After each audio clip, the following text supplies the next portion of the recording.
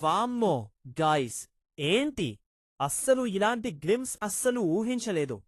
ఏంటి అంటే రామాయణ మూవీ నుంచి రాముడి క్యారెక్టర్ని అయితే రివీల్ చేశారు మేకర్స్. నిజం చెప్పాలంటే చాలా చాలా బాగుంది. అయితే ఈ రాముడి గ్లిమ్స్లో రాముడిగా రణ్వీర్ కపూర్ అయితే చాలా బాగా సెట్ అయ్యాడు. అలాగే ఈ గ్లిమ్స్లో ఓన్లీ రాముడి క్యారెక్టర్ని మాత్రమే చూపించారు. కానీ ఆ విఎఫ్ఎక్స్ వర్క్కి hands of. Editing work and direction team super.